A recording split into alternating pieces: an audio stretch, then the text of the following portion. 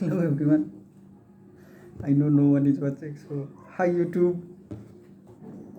आज म चाहिँ सिटी स्क्यानको बारेमा भिडियो बनाउन गइरहेको छु। पेसेन्टहरूले चाहिँ सोध्ने गरे हुन्छ सिटी स्क्यान गर्दाखेरि के कस्ता प्रक्रिया, सिटी भनेको के हो, कम्प्युटेड टोमोग्राफी भनेको के हो, किन कम्प्युटेड टोमोग्राफी गर्नुपर्छ, सिटी स्क्यान एक्जामिनेसन गर्नुपर्छ। So hi, my name is Abhishek Mehta, third year medical student, third year BSc MIT student, bachelor of medical science in imaging technology in Chitwan medical college from TU university.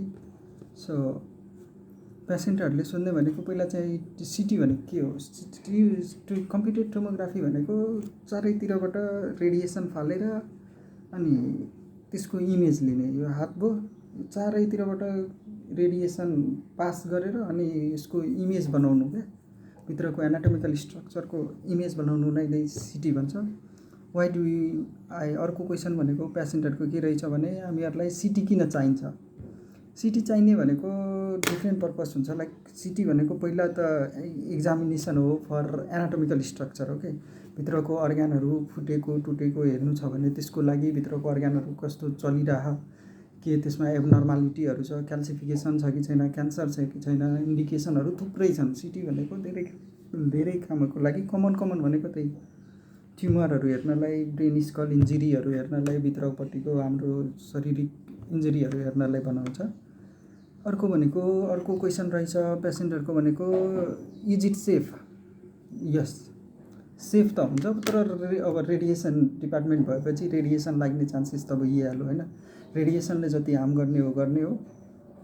अरू कुराहरूमा चाहिँ ढुक्क हुँदा हुन्छ, अरू कुरामा केही पनि हार्म छैन यसको, खालि रेडिएसन डोज मात्रै हुन्छ। रेडिएसन डोजले गर्दाखेरि अब म्युटेसनहरू हुने होइन, म्युटेसन भएर डिएनएमा चेन्ज भएर केही एबनर्मालिटीहरू आउने, यसको कन्ट्राइन्डिकेसनहरू पनि थुप्रै रहेछ। त्यही हो, रेडिएसनले गर्दा म्युटेसन हुने होइन, क्यान्सर लाग्ने चान्सेसहरू बढ्ने, अनि अर्को भनेको ट्युमरहरू डेभलप हुने, त्यही हो। अर्को क्वेसन रहेछ पेसेन्टहरूको भनेको why do I need contrast or dye. पहिला त कन्ट्रास्ट भनेको के हो त्यो बुझ्नु पर्यो होइन। कन्ट्रास्ट भनेको एउटा यस्तो मेडिसिन हो जुन चाहिँ हामी इन्टरनल स्ट्रक्चर भिजुअलाइजेसन गर्नलाई दिन्छौँ।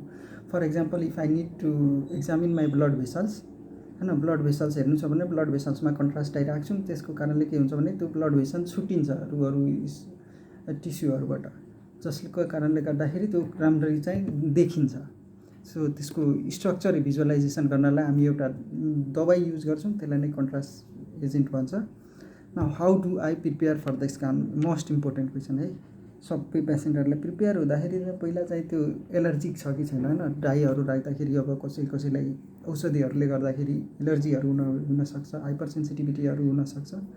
त्यही कारणले फर्स्ट त्यो एलर्जीहरू छ कि छैन कुनै पनि औषधि राख्दाखेरि त्यो चाहिँ चेक गर्नु पऱ्यो। अर्को भनेको मेटालिक सामानहरू बडीभित्र छ कि छैन। मेटल्सले के गर्छ भने त्यो एटिन्युएट गरिदिन्छ, एक्सरे पास हुन दिँदैन होइन, त्यो भिजुअलाइजेसन हुनसक्छ। अर्को मेटालिक सामानहरू बडीभित्र केही पनि हुनु भएन। अनि मेन्टली चाहिँ अलिकति कम्पोज हुनु पऱ्यो, केही नै हुन्न, एउटा स्क्यान हो, 5 मिनट लाग्ने स्क्यान हो, त्यति हो। मेन्टली कम्पोज हुनु पऱ्यो।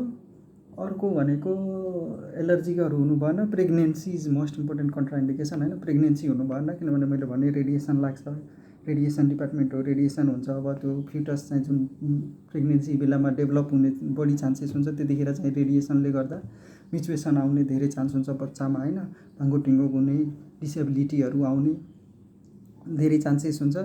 त्यही भएर चाहिँ यो हुन्छ। विल इट बी पेनफुल, अर्को क्वेसन रहेछ पेसेन्टहरूको भनेको विल इट बी पेनफुल, के यो पेनफुल हुन्छ? होइन, पेनफुल त हुन्न, यो प्रोसेसै पेनफुल नहुने प्रोसेस हो। आरामले जाने, सुत्ने, 5-6 मिनटमा चाहिँ स्क्यान हुन्छ होइन। कुन एनाटोमीको स्ट्रक्चर हो त्यही अनुसार प्रिपेयर गर्नुपर्छ। लाइक IVU हो भने त अब त्यो किडनीहरू हेर्नलाई पानी खुवाउनु पऱ्यो, पानी हाइड्रेटेड हुनु पऱ्यो पेसेन्ट। अनि दबाईहरू एलर्जीहरू हुनु भएन। पेनफुल त अलिकति नै हुँदैन। Can breastfeed use contrast? No. यस्तो बेलामा चाहिँ प्रेग्नेन्सी हुने, ब्रेस्ट फिडिङ महिलाहरू यस्तो छ भने अलिकति बचेकै राम्रो, जतिसक्दो बचेको राम्रो। तर अब गर्नै पऱ्यो भने त के गर्ने, बाध्यता नै छ भने त गर्नै पऱ्यो, तर बचेको चाहिँ राम्रो। थ्याङ्क यू, आजको लागि यति नै। अर्को दिन फेरि आउँला, अर्को भिडियो बनाउँला एमआरआई माथि अथवा एक्सरे माथि। Let's write down in comments in which topic you want, I will make videos on that topic. आजको लागि यति, बाई बाई, शुक्रिया, धन्यवाद।